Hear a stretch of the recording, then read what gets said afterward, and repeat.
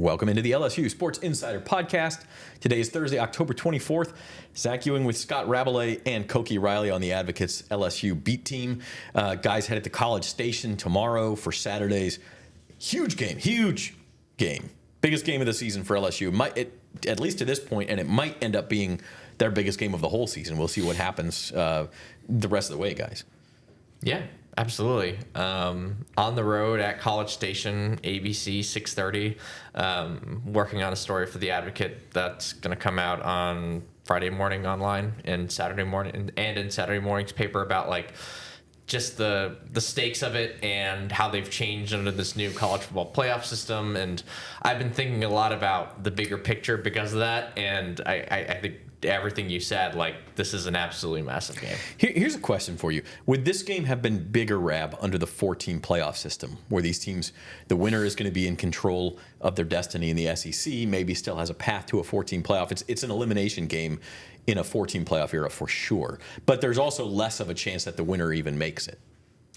Yeah, I think a little bit. I don't think the loser of this game has to give up hope of either making the SEC championship game or making the playoff.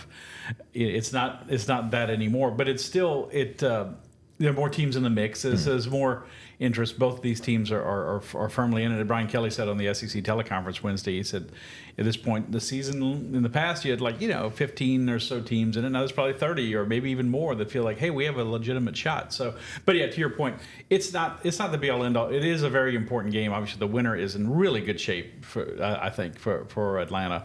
And the championship game. And we all predicted this, right? That the last two undefeated SEC teams in conference play would be LSU and Texas A&M, right? The last weekend of October. We had that same conversation on Monday's podcast, and Wilson said it, and then Reed did him one better and said, imagine saying that after week one when both teams had lost their opener. Right. Texas A&M losing to Notre Dame, LSU loses to USC, and then tell us on September the 2nd that, hey, these teams' game in late October is going to be under the national spotlight. Winner is in first place by themselves in the SEC, all of those things. So huge game. We're going to break it down for you every which way on this podcast. Tiger fans, if you're planning a tailgate or event, keep your guests comfortable with portable toilets from Waste Pro. Call 225-744-6400 and mention the LSU Sports Insider for a special offer.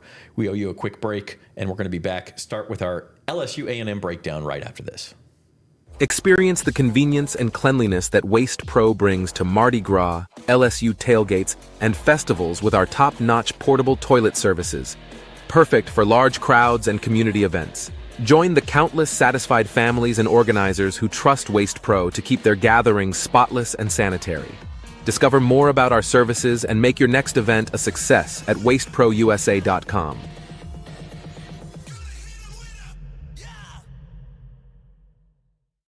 There's no better place to parlay than Caesars Sportsbook.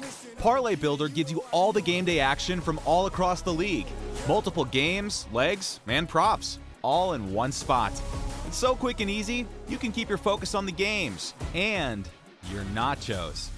Or if you're focusing on one game, remember, you can place your same game parlays live during the action.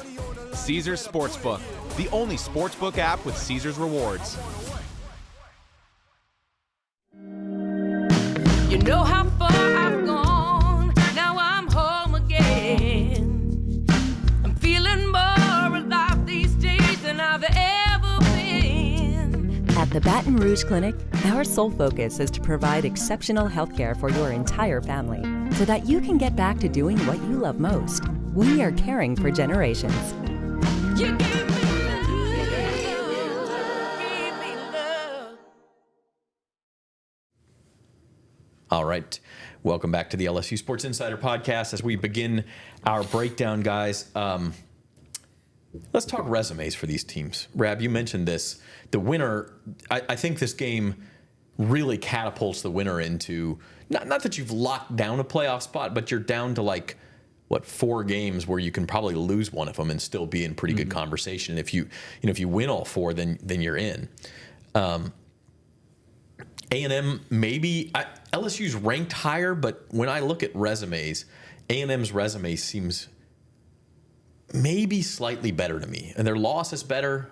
LSU's was to USC, which is having a bad season. Notre Dame is obviously a top 15 team.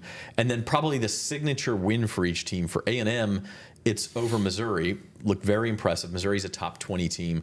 And then LSU's was against Ole Miss. Higher ranked than Missouri, closer game. It's very close, but I would give a slight edge to A&M in resume going in.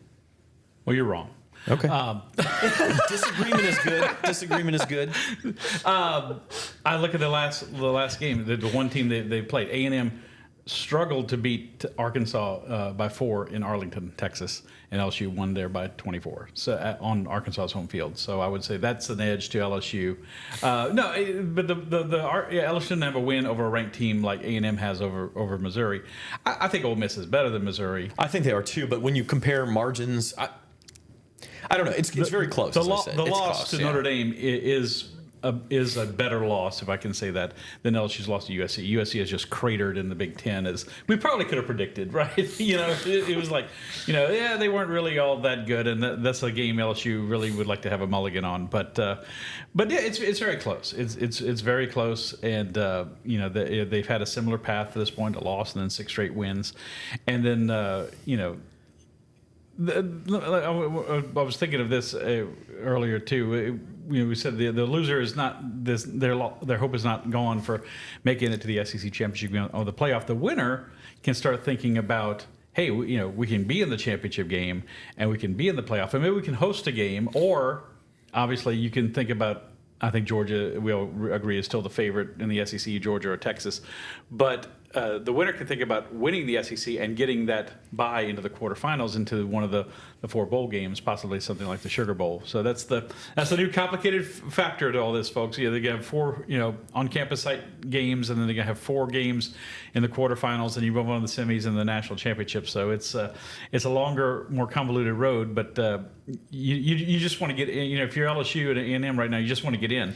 But if you win, you're thinking, we can just do more than just get in. We can maybe host or have a bye. The more you win, the more doors get opened. And you're right, we're getting ahead of ourselves. But if LSU were to win the SEC, not only would they get the bye, they're probably one of the top 2 seeds in the country. I mean, the Big Ten champ may be undefeated. Maybe they get the number 1 seed. But as a 2 seed, you're probably getting that quarterfinal in New Orleans at the Sugar Bowl. Yeah, that's now we're really talking. We're way ahead of ourselves. We're way ahead of ourselves now, but we can do that. We're not in the locker room. That's true. That's true. But it's interesting though, because the margins are also thinner than I think some people think they are in some ways as well. Because say you lose this game or you win this game, and you lose the Alabama game, and again, all it takes is 1 loss, and all of a sudden you're putting yourself into this whole potpourri of other teams that you're sort of competing against. Now you got to watch what Indiana does every week. Now you got to watch what BYU does every week. Now you got to watch what Iowa State does every week. And I don't want to spoil too much of my story, but I was able to speak with Heather Dinich for it, and her whole job is covering the playoff. And she said that if LSU loses this game, they're in trouble in terms of making the playoff. And one of the reasons is, the USC game that we've just talked about, but also looking ahead for the rest of their schedule, they have to beat Alabama, but Alabama doesn't look quite as impressive as we thought they would at the beginning of the year. The Oklahoma already has 3 losses and has a big quarterback problem at the moment. So there's not a lot of opportunities to gain bigger wins after this game. So if you lose this game, I'm saying if you lose this game, you have a USC stain on your resume, and you have this Texas A&M loss. You're probably not going to play in the SEC championship game. It's harder to sort of build up the resume when you compare their 2 losses to, say, if Indiana only loses 1 game or something, right? And I'm not saying that they're definitely going to lose that argument, but it's better just to avoid even being in that discussion at all if you just win this game, right? And if you win this game, it's also, even if you end up losing to Alabama, you have a road win against a top 15 team in Kyle Field, and that would prove pretty valuable at the end of the day. I think arguably more valuable than a home win against Alabama, I'd say. If you're LSU, you're not knocked out, but you're relying more on chaos, right? Yes. You're needing the Vanderbilt over Alabama kind of game, or you're needing some of these other teams to lose in a surprising way. You could potentially have. I'm right in thinking 3 unbeaten teams in the ACC, right? Pittsburgh, Clemson, and Miami. Yeah. But it's early to say all that. But I agree. I mean, look, I think there's this attitude that 10-2 in the SEC is going to get in. There could be we said this on Monday's show. There could be 7 10-2 teams in the SEC. They're obviously not all going to get in. It doesn't mean that you're in the conversation, but now you're compared to let's say Georgia's 10-2, but their losses are to Alabama and Ole Miss, and they have a win over Texas on the resume. Are you going to is LSU going to get picked over Georgia in that scenario? Almost certainly not. Same thing with Alabama. If they were to run the table, they have the loss to Vandy, but that would be a head-to-head win over LSU. Probably 10-2, they get in over LSU. You can't expect to get in at 10-2 without, Rab, as you say, a bunch of chaos. So that makes it important from that perspective. We don't know how it'll shake out. I mean, we always look at sports fans and sports writers. We always look at the scenario like, well, if everything goes according to plan, well, very little goes according to plan in college football. That's one of the things we love about college football, right? So this is, I would agree with what Heather said to Koki that it puts LSU in a tough spot because that loss to USC is looking worse. But what if USC springs an upset of someone? I don't know who they have left in the Big Ten, but what if they pull an upset of somebody? Notre Dame to end the season. Yeah. Okay, well, that could help LSU in the fact that it could knock Notre Dame out of the playoff and hurts A&M, who lost to Notre Dame. Everything's connected. Yeah, it's all connected. It's all big one web. It's all one big web. Yeah. So. All right. Well, let's focus in on this one because obviously the winner is in much better shape than the loser. It's not quite an elimination game, but it's certainly a keep control of your own destiny game. Put it that way. Starting with the injury report, and not a whole lot new to report. This injury report is brought to you by the Baton Rouge Clinic. There is no truth to the rumor. It's brought to you by Chris Hilton because his photo is on this slide every single week. He's questionable again. We've said this for a couple weeks now. We'll see him when we see him. It's just one of those nagging injuries that you can't exactly predict when he's going to be ready. I kind of wish that college football had the injured reserve list like you have the NFL was like, okay, he's definitely out for the next 4 weeks at least, right? Yeah. They stop doing this every week. And I feel like we're toying with. Not intentionally toying with the fans, the readers, the viewers that keep talking about him every week. It's just the information we get. They keep saying questionable. Questionable means there's a chance, but we haven't even seen him dressed out yet. I mean, you haven't even seen him on the sidelines with shoulder pads on. So. Well, he did warm up for the UCLA game, remember? And it seemed like he was going to play. Like he was warming up more than an hour before the game. And I forgot about that one. And then but since weeks. then there's been nothing. It's only gone. It's regressed from that, and it hasn't progressed back to that at all. So. Yeah, the other news would be C.J. Daniels is probable. Caden Durham is probable. No surprise there. Daniels left that Arkansas game late, but it looked like he just kind of got the wind knocked out of him more than anything, and the game was in hand, so he didn't come back. It's weird because LSU's had these season-ending injuries, and they've been hit hard by that. But the week-to-week stuff, they seem to be okay. Like they're not. Everybody's a little bit banged up at this time of the season, but nobody's like.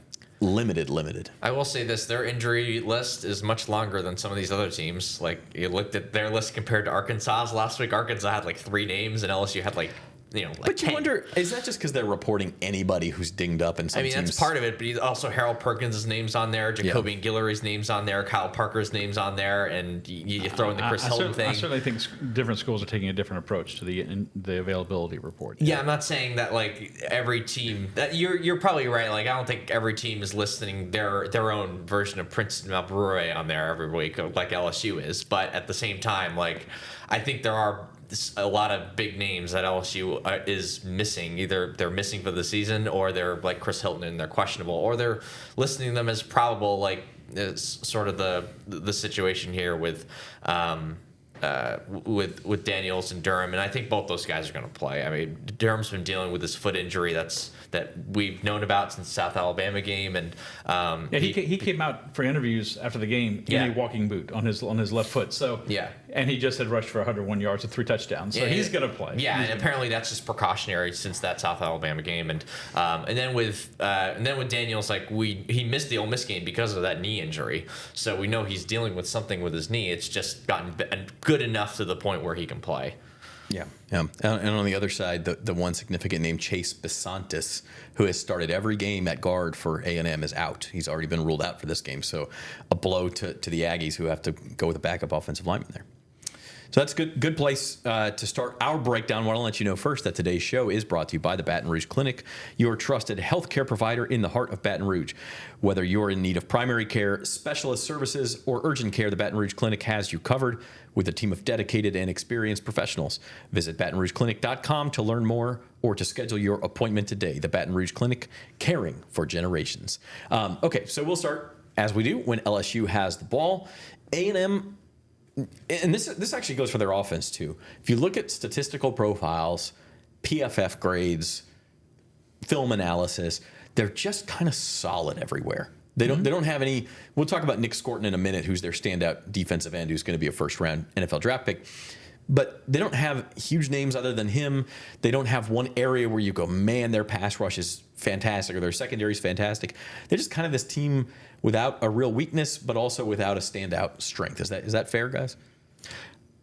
I'd say their defense is definitely a strength. I'm just very impressed with how good they are, really, at all three levels, and they have a kind of a star guy at each level. Will Lee at corner is kind of a shutdown guy on the outside. He's probably one of the best, if not the best, outside corner in the league.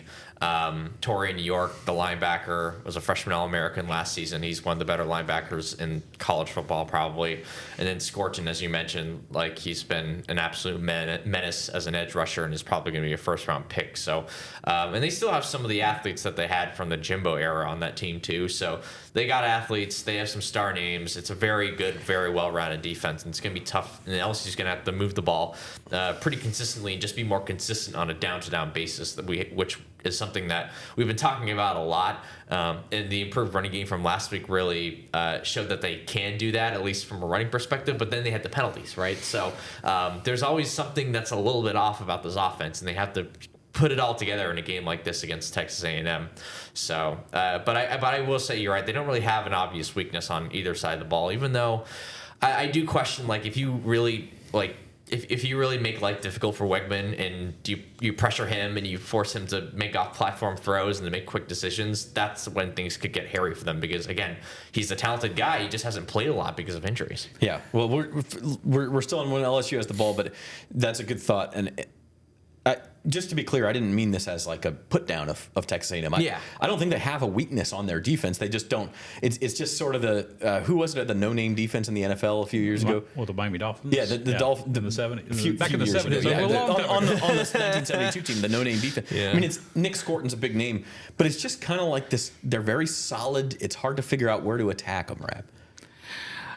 I suppose that's true, but to an extent. But I would attack them through the air. You know, with LSU, obviously they could use a Chris Hilton, but I think the receivers they have can do a good enough job. A&M's given up over 240 yards passing in 4 of their last 5 games, including 242 to Mississippi State last week, whose quarterback is Martin Van Buren or something like that. I'm not exactly sure of his name, but he's not like one of the greater lights of the SEC. So you know, they found a way to win at Mississippi State, but they didn't play great. And I think that's something LSU can exploit is Texas A&M through the air if they can keep. Once again, keep Garrett Nussmeier upright, which they've done so well as far this year. Still just 2 sacks on the entire season. South Carolina got both of those. Yeah. And they sacked the Oklahoma quarterbacks 9 times this past Saturday. Oklahoma's got some major problems. They got some major problems on offense. Yeah. But I think this is an opportunity over there for an LSU strength against the weakness of Texas A&M, but maybe the least good part of their defense is the passing game. Martin Van Buren was a great pull there. We got to work as many obscure presidents into this podcast as possible. I'm your man. Oh, yeah. There's Steve Van Buren, the former quarterback, right? That would have been more. What is the actual name of the Mississippi State quarterback? I'm blanking. It's Van something. Yeah. I don't know. Steve Van Buren played for LSU. That's what I'm talking about. The Hall of Fame running back for the Eagles. Yeah. Okay, so I do have the stat on the screen here, and you said attack them through the air, which makes sense to me because that's where LSU's been better. And part of that, Koki, if you look at PFF grades, I have them on the screen. They're 15th in the country in pass blocking, and is it 68th in run blocking? I'm trying to pull up the Yeah, 68th in run block, 15th in pass block. LSU is? Yeah, explain that. I mean, and you can see it with your eyes. You don't need PFF grades. Yeah. Like, they're protecting Garrett Nussmeier very well, which has been a huge boon to the passing game, but in run blocking, it just hasn't been there. Yeah, I mean, it's very hard to explain, but again, like, you can also look at the Arkansas game and be like, well, they figured something out because they ran the ball pretty well in that game and Got a great put right from the beginning. They were able to get a right great from the push. beginning. They were excellent in the first. They were excellent in the first half. Slowed down in the third quarter. They had some trouble sustaining some drives to the ground in that third. But in the fourth quarter, on that final drive, to just put away the game like that when they were up by 17, that was like the perfect drive that Brian Kelly would envision, especially on the ground, just to salt away the game like that. And they have a running back in Cade Durham. They have the pieces. They've shown at times that they can run the ball, but I don't know. This is going to be a real test though, because like we've said, like this Texas A&M defense is really good. And they're especially good in that front seven. And it's going to be tough to run the ball consistently against a unit that maybe isn't quite up to the level that Ole Miss was against the run, because Ole Miss is literally the number one run defense in the country. But at the same time, like, it's not going to be easy to run the ball, and it's going to be very important to do that in a game like this where A&M has a pretty solid pass rush, and LSU's offense has had trouble just being consistent on a down-to-down basis, whether it's inconsistencies in the running game or a lot of the penalties that they've had on the offensive line. Okay, so our star player from Texas A&M is going to be Nick Scourton, the defensive end. Seen him mocked anywhere from like 9th to 20th in the NFL draft. He's going to be right in that middle of that first round. Today's star player segment is proudly sponsored by Waste Pro. Ensure your tailgate or event is a hit with clean and convenient portable toilets from Waste Pro. Rent yours today.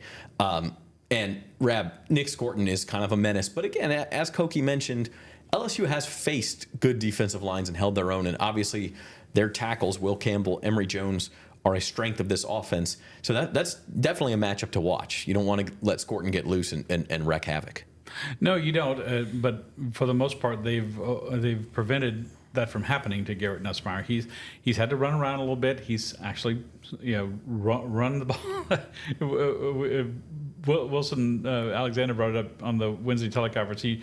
He ran a bootleg and he gave a thumbs up to Brian Kelly after, like, yeah, this is what you want me to do, right? Okay, I did it. And he ran like a sneak, and we've seen a couple other things. But they've handled all comers so far. Now, is this going to be the team that can pick their lock? I mean, you could have a great player like Scourton go off and have just a great game, a la, let's say, Harold Perkins 2 years ago at Arkansas. So it just goes nuts, and there's nothing you can do with them, and that can certainly happen. But to date, they have handled all comers pretty darn well. I mean, the 2 sacks and all the pass attempts LSU has, that's like 0.5% of their pass attempts. He's gotten sacked on, and I say he doesn't get pressured sometimes. That's true, but I was surprised that they were only 15th.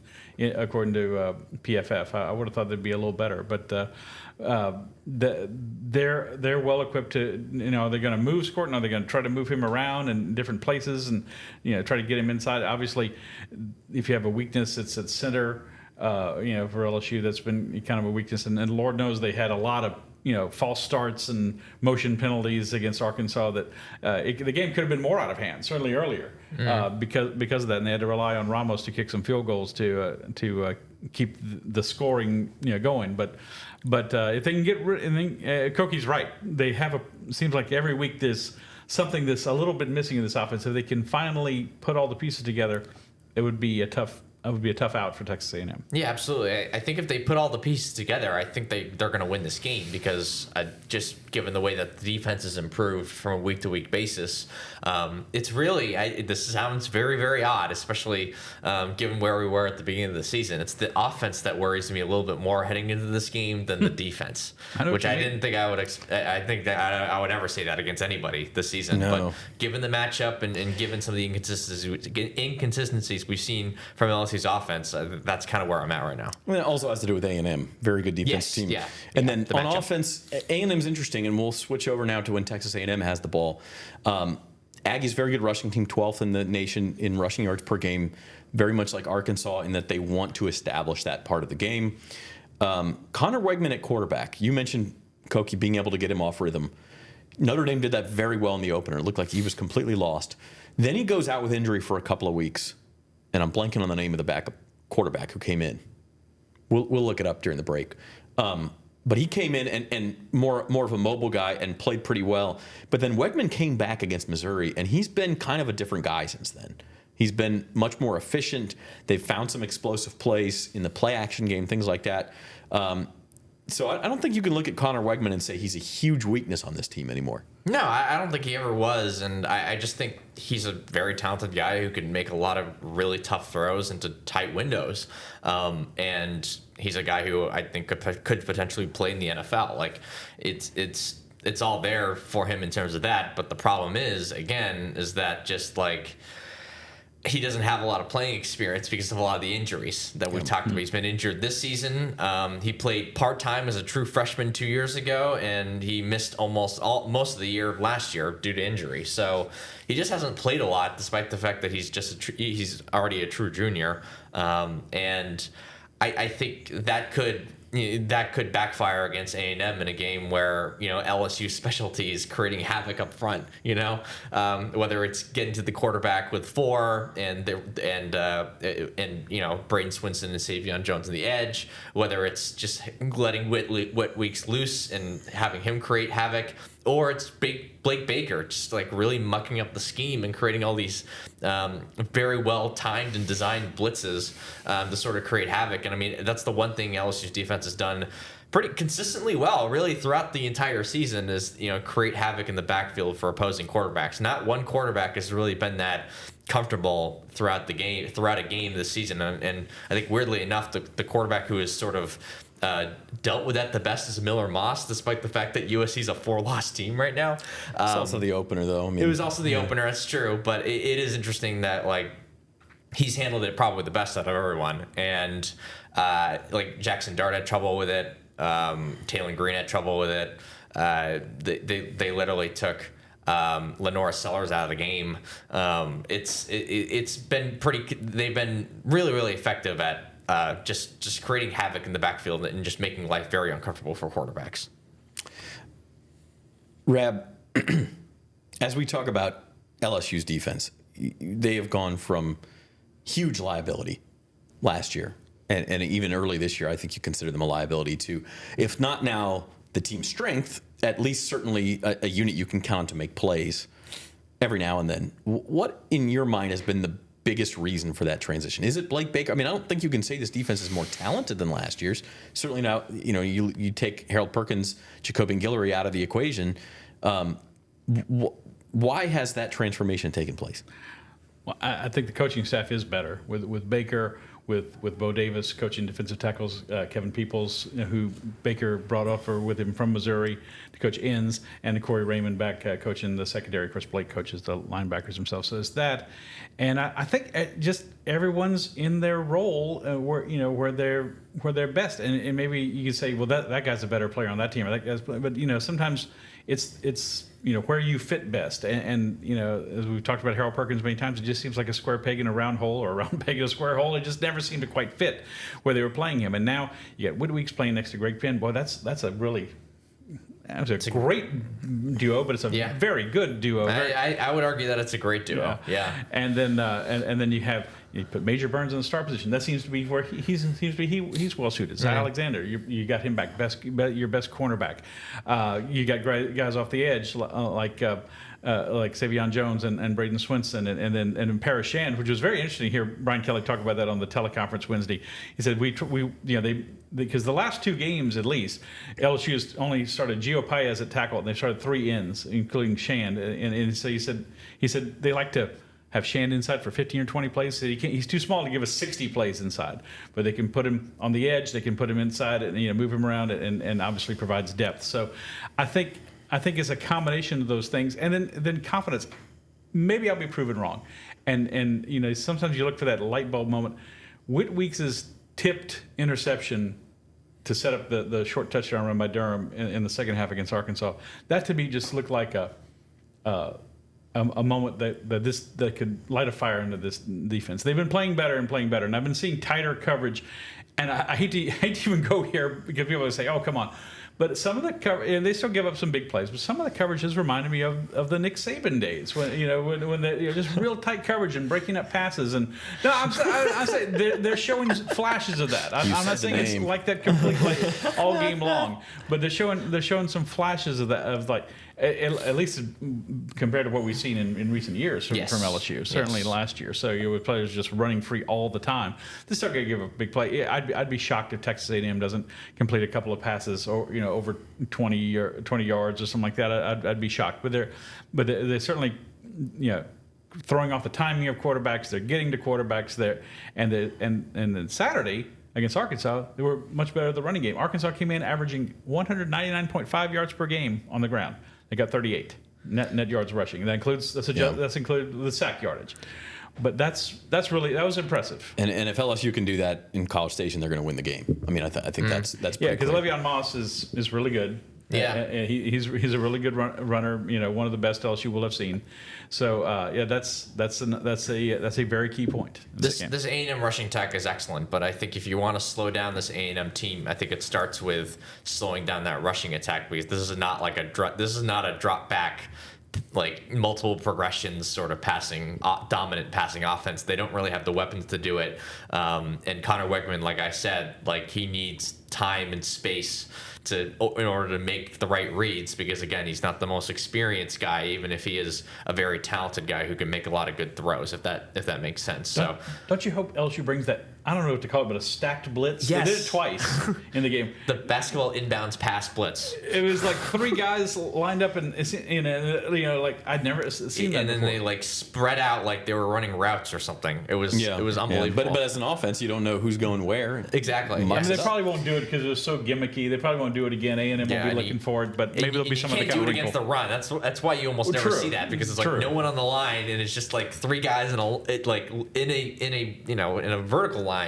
Yeah. But I heard before the game that their intention was to really get after the Arkansas quarterback, to give him different looks and different things, and you would think that could be a thing. Look, Baker likes to blitz, and that's feast or famine sometimes. But I think he's got a secondary now that is playing to a level that gives him more confidence in, I'm going to call a blitz here, and we're going to have man-to-man coverage, and we can hold up on it. And I think to Zach's point earlier about how this defense isn't that much more talented than last year's. No. If anything, it's less talented than last year's. Yeah. Because last year you had a lot of talented defensive tackles who were like Jordan Jefferson proved to be even better than what they thought they would get from him. You had Mason Smith coming back. You had Mekhi Wingo, and none of those guys are on the team now. And this team has lost Guillory and Perkins. So this team has already lost Guillory and Perkins. Like I think you can definitely argue that the secondary is probably better, just more talented than it was last season.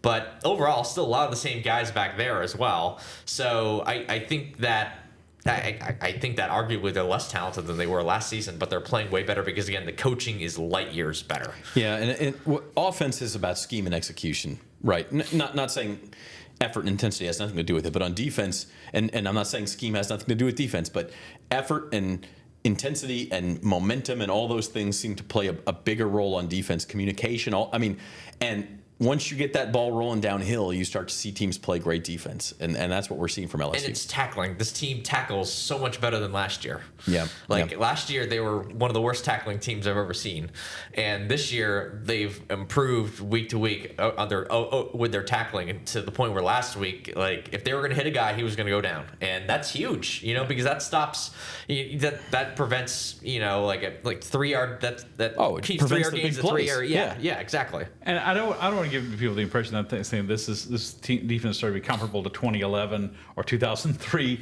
something like that. We're just one game removed from where they gave up that 4th and 1 run where the guy took off for Ole Miss. They just totally, he had one little gap and they missed assignments. They were out of position and he took off. One missed tackle. And that could happen. Moss could certainly do that to LSU. You can't let that happen in this game.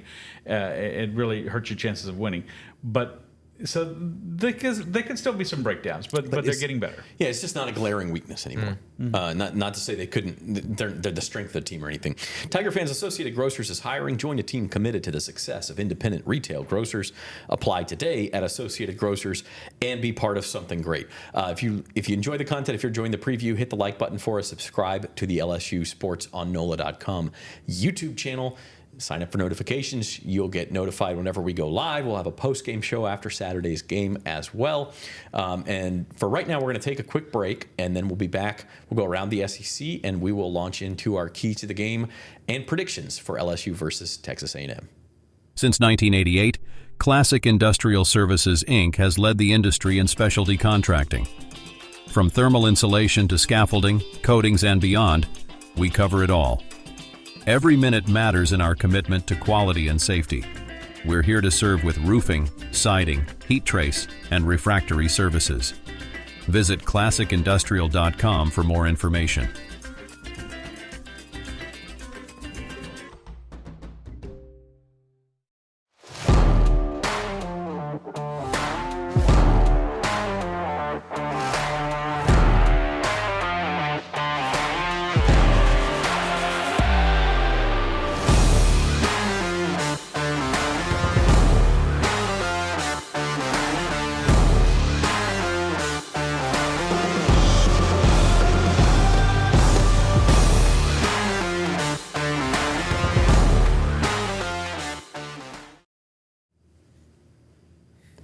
Okay, welcome back to the LSU Sports Insider Podcast. We did look it up during the break. Marcel Reed is the A&M quarterback we were talking about, the more mobile of the two. Who I think there was at least some level of surprise Wegman came back and was inserted as the starter because Reed was playing really well. But Wegman has played very well since he came back. So. I mean, if Wegman has a lot of trouble with LSU's pass rush, maybe they pull a Texas and they go with the more mobile guy. Maybe.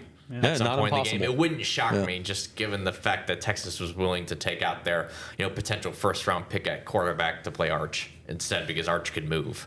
Well, so. I'm glad you brought that up because it's time to go around the SEC with Classic Industrial Services, because at Classic Industrial Services, every minute matters. See, we're pros here. That's pro transition right there. Slick. Around the SEC, obviously last week, the Georgia win over Texas kind of turns the conference on its head yet again. Tennessee also beats Alabama. This week, besides LSU A&M, which is clearly the game of the week, Missouri-Alabama is played right before it. And whereas LSU A&M is like the winner puts itself in really good shape and the loser still maybe has a chance, this Alabama-Mizzou game looks like it's an elimination game for the college football playoff. Alabama would be the third loss. You're not making it with 3 losses. Missouri would be loss number 2. And again, we talk about 10-2 not being automatic. Missouri's schedule is really weak. I don't think they're getting in at 10-2. I think they would need to win this game. Yeah, it seems like they've got to run the table. Alabama certainly is in that position. Alabama already, guys, will come to Tiger Stadium in November with multiple losses for the first time since 2006. That was the last year before Nick Saban went there. This is a ranked matchup, but it doesn't have quite the same oomph that you would expect from a ranked matchup because both teams look like they've really. Missouri just has the one loss, but they really got pounded by A&M, and then Alabama has not looked good since the first half of the Georgia game, really. Yeah, and Alabama's favored by like 17 points, and part of it is Missouri's quarterback, Brady Cook, is doubtful on the injury report. Yeah. They may be playing backup quarterback. Or if that was an amazing story last week. Yeah, he goes to the hospital and comes back, but if he does play, you figure he's limited. It's a high ankle sprain. No mobility against that Alabama pass rush, so you can see where that goes. It's funny, though, the other big game, Koki, is Texas visiting Vandy. It's strange to say that. A ranked game. Probably. We saw that, too. Yeah. We all saw that. LSU A&M, the last 2 undefeateds in the SEC. Yeah. Texas Vandy, ranked game. We talk all July about stuff. We have no idea what's going to happen. We have no idea. Don't listen.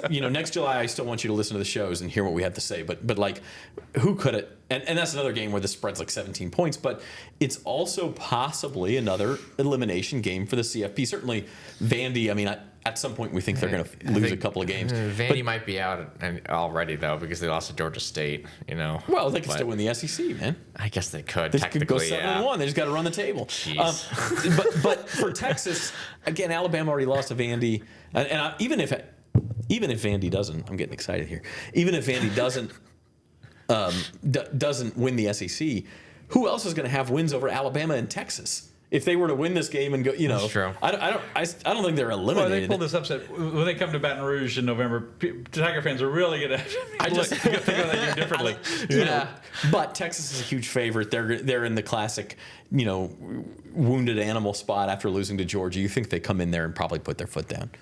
Yeah, I think that Texas is still a really, really good football team, and I think Georgia was kind of the right team to, I wouldn't say expose them, but like sort of pick at some of the weaknesses in terms of the immobile quarterback, the very structured offense, because again, like Quinn Ewers isn't someone who's going to create out of structure a lot, and if they could dominate the line of scrimmage, especially get to the quarterback with the crazy athletes that Georgia has, it was kind of like the perfect recipe to sort of shut down the Texas offense. And I don't think Texas's defense is as good as it was last year, especially up front. No. So you kind of saw that in that game, and Georgia was able to win in large part because of those athletes. So I don't think Vanderbilt has those horses, respectfully. But I want to watch Diego Pavia run for his life for 3 hours again and make stuff happen. I think that's what's going to happen. I think Vanderbilt can put some points up in this game. I don't think that's impossible. This is probably crazy. This is going to sound crazy, but Vanderbilt has the second best offense that Texas has faced this year. It's Georgia 1, and then if you look at the rest of Texas' schedule, they really haven't played anyone who can score. They really haven't played anyone. Their loss to Georgia was the worst home loss for a number 1 ranked team since 1982. Well, and so are they exposed? I think they definitely were exposed. Yeah, and like the first they could lose again. Yeah, the first 5-6 weeks of the season, it's like, oh my gosh, they beat Michigan, they beat Oklahoma, both away from home. What great win! Well, Michigan and Oklahoma, they're not what Michigan and Oklahoma usually are. Those look like 6, 7 win teams, yes, maybe exactly. worse in Oklahoma's case. Exactly. Oklahoma goes to Ole Miss this week, so that's another huge spread. I think Texas is very good, but I don't think they're. I could keep saying every team has flaws. Even Georgia, which now to me again looks like they've established themselves as the top team, although their quarterback is not. I mean, they lost to Alabama, who lost to Vanderbilt. So, like, what are we talking about here? Real quick. Who is the best quarterback in the SEC? It's probably Garrett Nussmeier. So this is a whisper, but yeah. If you ask NFL scouts, they're still going to tell you it's Carson Beck. Carson Beck can't stop turning over the ball as and far making as inaccurate throws. I mean, before the season, I would have said Jalen Milroe, and he's really dropped off. Yeah, they both dropped off, I think. Milroe can make a great play and then make a terrible mistake the next play. And obviously he can beat you with his feet. I just can't find a reason why it's not Garrett Nussmeier. Like, help me out here, guys. Yeah. If you think about it, this sounds crazy, and part of it's because of what everyone else is doing. But I think Garrett Nussmeier has been one of the most underrated quarterbacks in the country this season. I see his name's popping up a little bit more in the Heisman odds. They're still like plus 1,000 something, but I still think that at the end of the day he's the best quarterback in this league, and I don't really know. I think he might be. I can't really find a good argument for anyone else. Jackson Dart's thrown for more yards. Not Martin Van Buren. Afraid not. James K. Polk, Zachary Taylor, and none of those guys. You just like Zachary Taylor. Well, he coaches the Bengals. He's not the quarterback. Also a former president. Yeah, that's where I was going. Yeah. James Buchanan. What a resume for Taylor. Yeah. Today's episode of the LSU Sports Insider is brought to you by Classic Industrial Services, proudly serving Louisiana and the entire United States with high-quality scaffolding, erection, and rental services, steam and electric tracing systems, industrial and commercial coatings, and much more. From large capital projects to your smaller, quick response needs, Classic Industrial is your go-to for quality and safety. They're not just about business. They're a proud community partner supporting local initiatives and helping build a stronger Baton Rouge. Because at Classic Industrial Services, every minute matters. Going to move into our sports betting segment, and that is brought to you by the Queen of Baton Rouge. Experience the thrill of game day at 1717 Kitchen and Cocktails, your premier destination for elevated sports entertainment. Koki, you mentioned the Heisman odds, and we talked about LSU's SEC championship odds being, only like 4.5 to 1. This game, LSU's a 2.5 point underdog. And so we talk about all this being a toss up. I mean, it's expected to be within 3 points. I looked up Brian Kelly's record as an underdog at LSU. Brian Kelly has this famous, he almost never lost as a favorite at Notre Dame. He's lost a couple times as a favorite at LSU, although I think it's all been season openers. As an they underdog, probably were favored over A&M 2 years ago, don't you think? A&M they were. Yeah, that was the other one. They are 4-3 straight up as an underdog under Brian Kelly, which is pretty impressive. Although all 3 times they lost, they failed to cover the spread. It was pretty big losses. It was to Alabama on the road last year. It was to Tennessee at home in his first season, and then it was the SEC championship game against Georgia. But the other games, he's done very well as an underdog. The home game against Alabama a couple years ago, a game at Florida 2 years ago, and then randomly they were an underdog at home against Mississippi State in his first season as well. Yeah, I think people were pretty down on that LSU team heading into that game because, they had just blown out Southern, but like that Florida State loss, the opener, that was the crazy game in the Dome where, there was the missed extra points. They were the muffed punts. It was just one of the craziest. That was a weird game. Yeah, it was one of the craziest games I've ever seen. But yeah, like it's the spread of this game is pretty interesting. 2.5 points. I would stay away from it in general. Just, betting on this game, I just would not do it. It's way too close between these two teams, and there just isn't enough of a payoff to go one way or the other. Did this game open at 3?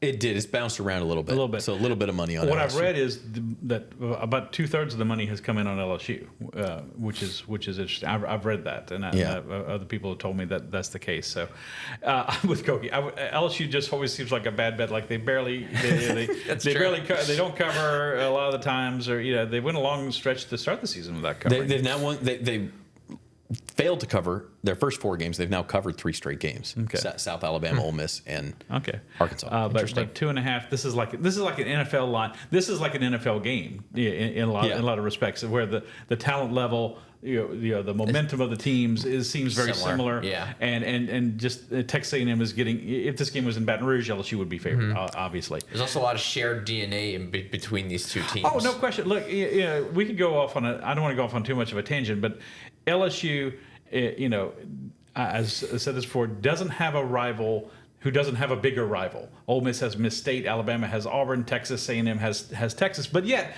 LSU and Texas A&M are closer together, because the oil industry, so many LSU alumni in Texas, I'm sure a lot of Texas A&M lots alumni of recruiting battles in Louisiana, lots of recruiting battles. LSU likes to go into Southeast Texas, the greater Houston area, which is as many people as Louisiana. So why wouldn't you go into Houston? LSU's had much success over there over the years. So it's a pretty good rivalry. LSU's won about 60% of the games in its rivalry, and they've certainly had the upper hand since A&M's been in the league, but they haven't won in College Station since 2016.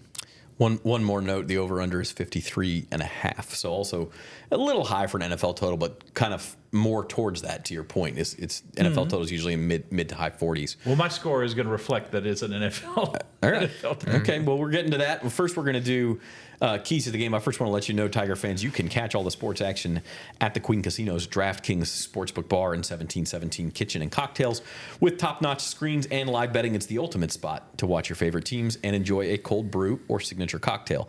The Queen Casino is the only land-based casino in Baton Rouge, and it's your go-to spot for game day or any day. And our Keys to the Game segment is proudly sponsored by Associated Grocers. Join our team and support the success of local independent retail grocers. Apply today for available positions at Associated Grocers. So keys to the game. You guys mentioned this is the first time LSU A&M has been the Thanksgiving weekend, rivalry game since Texas hasn't been in the league. Pretty much ever since A&M joined the league. I think maybe LSU played Arkansas 1 year, and then it's been A&M. Now, with Texas back in the league, LSU loses that Thanksgiving spot. But this, as you mentioned, Rab, it's a big game. They haven't won over there in 8 years now, which is crazy, since before the 7 overtime game. Right. So what do they have to do to go over there and get it done in a big game?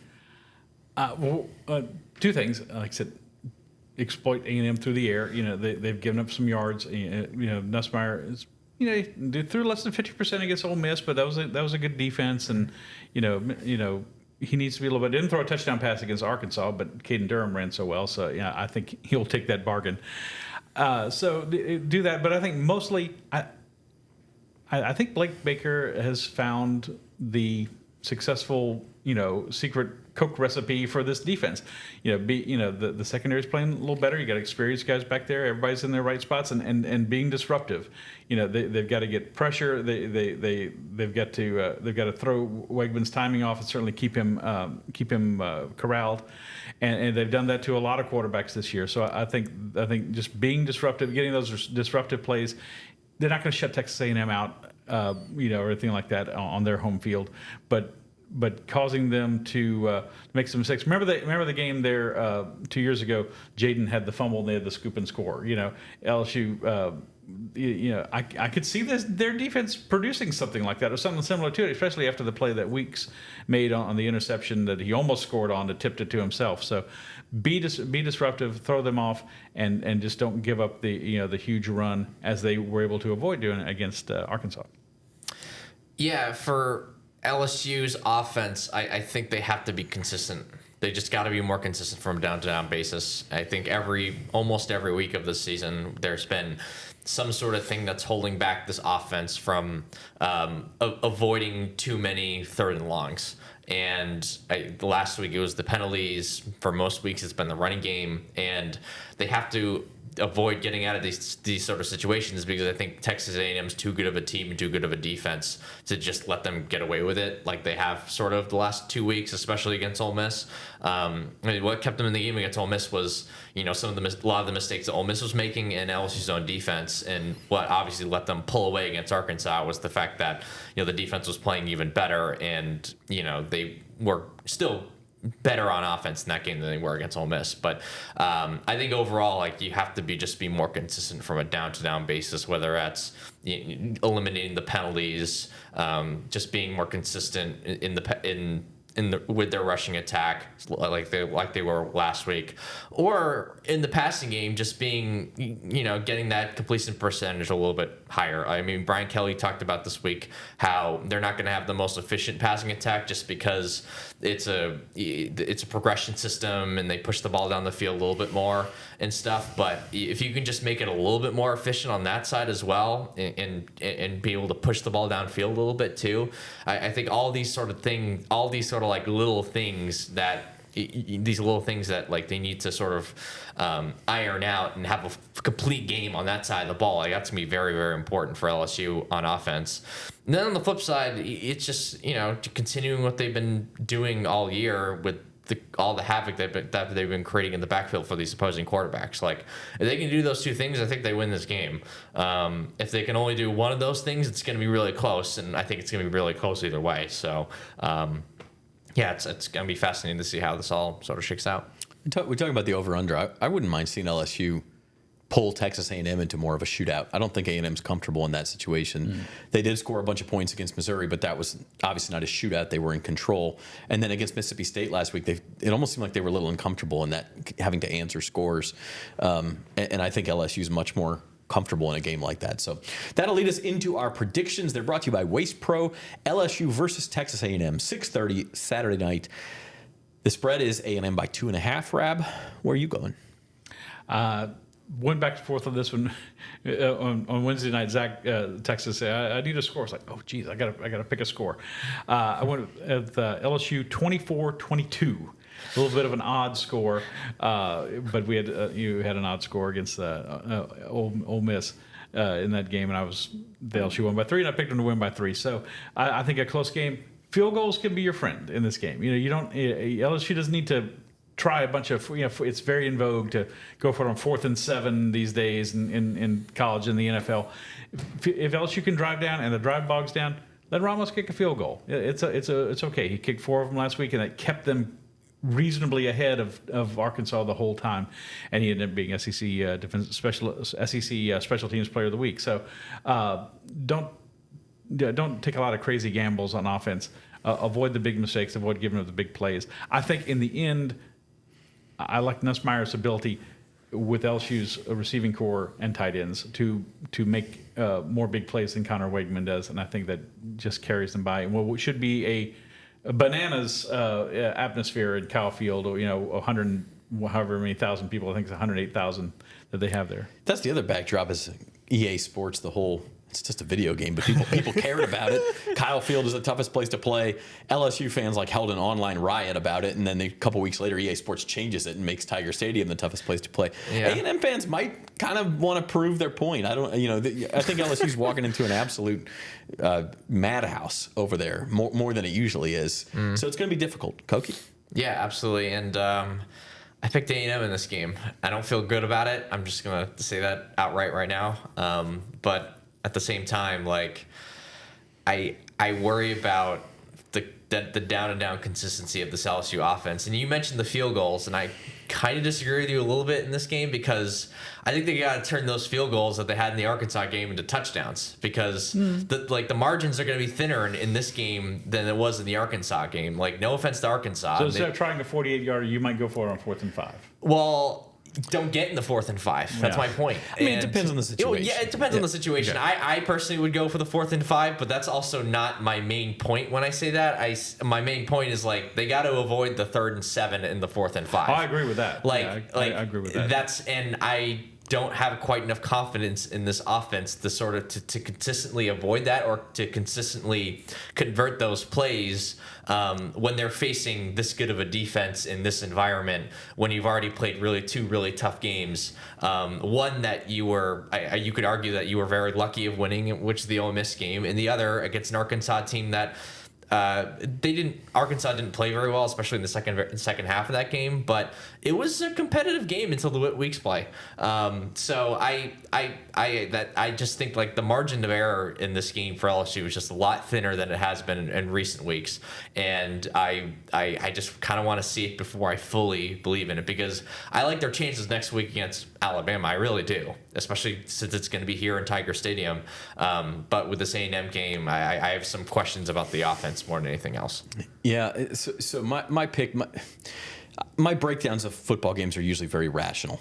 I try to, what's the point spread? Why is that where it is? What this unit versus that unit versus this unit, those sorts of things.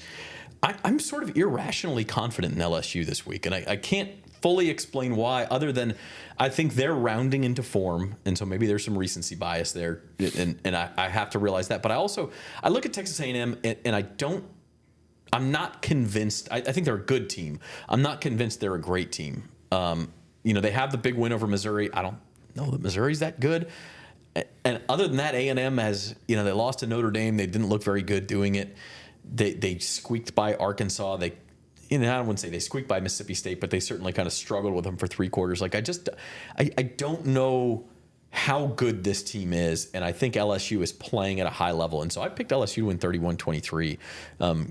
Kind of not necessarily a blowout, but a comfortable win on the road that would really make a statement. I think if LSU can get in the 30s, I think that really enhances their chances of winning. I think to your earlier point, I think A&M would have a hard time keeping up with that. Yeah, it's the question. If LSU can get in the 30s, I think they win this game. I just don't know if they're going to get into the 30s or not. Yeah, it's a risky prediction, but like I said, it's not the most rational thing I've ever picked. But I feel confident in LSU. So we'll see what happens. It's obviously a huge game. We will have a post-game show for you on these same channels, on the Facebook page, on the LSU Sports at NOLA.com YouTube page. So subscribe to the channel, sign up for notifications. And while you're at it, hit the like button and comment down below. Let us know what you think will happen Saturday night in College Station. Number 8 LSU at number 14 Texas A&M. For Amelia Cotton, our producer, for Scott Rabalais, Advocates star columnist, and for Koki Riley, one of our LSU beat writers, I'm Zach Ewing. Thanks for watching, everybody.